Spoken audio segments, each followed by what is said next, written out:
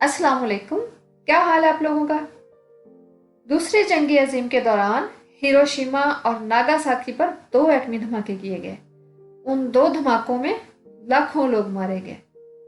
Tsutomu Yamaguchi एक खुशकिस्मत इंसान था जो एक के बाद दूसरे एटमी धमाके से जिंदा बच निकला। त्सुटोमू यामागुची की कहानी बड़ी मज़ेदार है, लेकिन सबसे पहले आप मेरे चैनल को सब्सक्राइब कर लें और साथ मौजूद बेल आइकॉन को भी दबा दें ताकि मेरी अगली वीडियो का नोटिफिकेशन आपको मिल सके। त्सुटोमू यामागुची एक जापानी इंजीनियर था जो हिरोशिमा से जाने के लिए तैयार हो रहा था जब एटम बम गिरा। वो हिरोशिमा एक बिजनेस टूर पर आया हुआ था।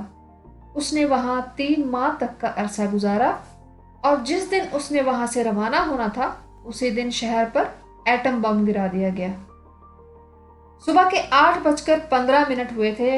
यामागुची एक बहरी जहाज की तरफ बढ़ रहा था जब उसने ऐन अपने सर के ऊपर हवाई जहाज के गुजरने की आवाज सुनी। उसने अमेरिका का B-29 बमबार तैयारा देखा जिसने शहर पर पैराशूट के साथ बंधी हुई कोई छोटी सी चीज गिराई। अचानक सारा आसमान तेज रोशनी से भर गया। उसने खतरे का एहसास होते ही पास मौजूद खंदक में छलांग लगा दी, लेकिन धमाके के साथ आने वाली लहर ने यामागुची को जमीन से खींच लिया और उसे हवा में एक गर्दबात की तरह घुमाया और नजदीक मौजूद आलूओं की फसल में गिरा दिया।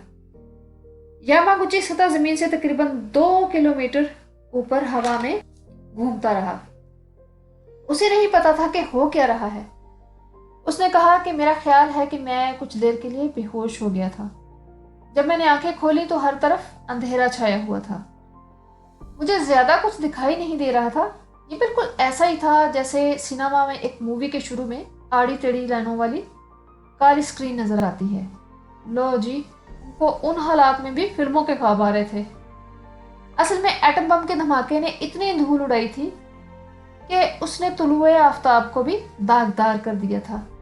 यामागुची गिरती हुई राख में घिरा हुआ था और वो हिरोशिमा के ऊपर आसमान में आतिशगीर बादल उठता हुआ देख सकता था जिसकी शक्ल बिल्कुल मशरूम जैसी थी। उसका चेहरा और बाजू बुरी तरह झुलस चुके थे और उसके दोनों कानों के पर्दे भी फट चुके थे। यामागुची शिपयार्ड यानी बहरी जहाजों के अड्डे की तरफ बढ़ा। वहां उसने अपने 2 साथियों को जिंदा पाया। हवाई हमले से बचाने वाली एक पनाहगाह में उन्होंने जैसे तैसे करके रात गुजारी और सुबह उस रेलवे स्टेशन की तरफ रवाना हो गए जिसके बारे में उन्होंने सुना था कि वहां इक्का दुक्का ट्रेन अभी भी चल रही है। स्टेशन की तरफ जाते हुए उन्होंने बड़े भयानक मनाजिर देखे। इस सफर में यामागुची को एक नदी भी अबूर करनी पड़ी। उसे पानी पर तैरती हुई लाशों में से रास्ता बना बनाकर गुजरना पड़ा। आखिरकार स्टेशन पहुंचा और मुसाफिरों से भरी हुई ट्रेन में सवार हो गया और अपने आबाई शहर नागासाकी की तरफ रवाना हो गया। यामागुची अपने आबाई शहर नागासाकी पहुंचते ही हॉस्पिटल रवाना हो गया ताकि अपने जख्मों का इलाज करा सके। हॉस्पिटल में जिस डॉक्टर ने उसका इलाज किया वो यामागुची का क्लास फेलो था, लेकिन यामागुची के हाथों और चेहरे पर इतने जख्म थे कि वो उसे पहचान ना पाया।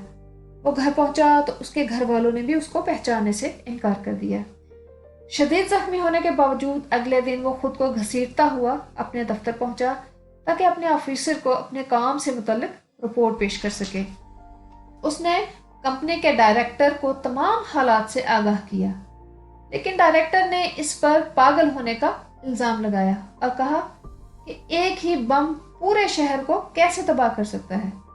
यामागुची उसे समझाने की कोशिश कर रहा था कि अचानक उसे कमरे से बाहर वही तेज और चमकदार रोशनी दिखाई दी जो उसे हिरोशिमा में दिखाई दे रही थी।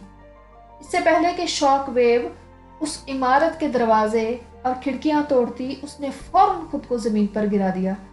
उसने सोचा कि मशरूम जैसा दिखाई देने वाला धुएं का बादल हिरोशिमा से उसका पीछा करते यहाँ पहुंच गया है। नागासाकी पर फेंका जाने वाला बम हिरोशिमा वाले बम से कहीं ज्यादा ताकतवर था, लेकिन खुशकिस्मती से इस मर्तबा यामागुची जख्मी हुए बगैर जिंदा सलामत बच गया। इसके बाद वो अपने घर की तरफ भागा ताकि अपनी बीवी और बेटे की खैरियत दरियाफ्त कर सके। وہ بہت زیادہ ڈر گیا جب اس نے گھر کا بڑا حصہ ملبے کے ڈھیر کی شکل میں دیکھا، مگر جلد ہی وہ دونوں سے ہی سلامت اسے مل گئے۔ انہیں معمولی خراشیں ہی آئی تھی۔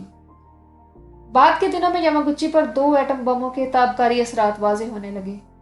اس کے بال جھڑ گئے، بازوؤں پر موجود زخم ناسور بن گئے اور اسے لگاتار قے ہونے لگی۔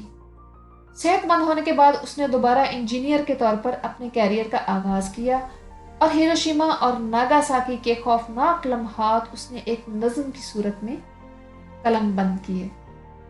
آج دی ویڈیو کچھ سوکی نہیں سی، چلو خیر، ہر ویلے تریاں ہی لبدے رہندے ہو، یہ بھی صحیح، پانی نہ نگا لو۔ اگر آپ کو میری ویڈیو پسند آئی ہے تو میری ویڈیو لائک کر دیں، اور جن لوگوں نے ابھی تک میرے چینل کو سبسکرائب نہیں کیا وہ میرے چینل کو سبسکرائب کر لیں تاکہ میری اگلی ویڈیوز آپ تک بآسانی پہنچ سکیں۔ اسی کے ساتھ میں آپ سے اجازت چاہتی ہوں۔ اللہ حافظ۔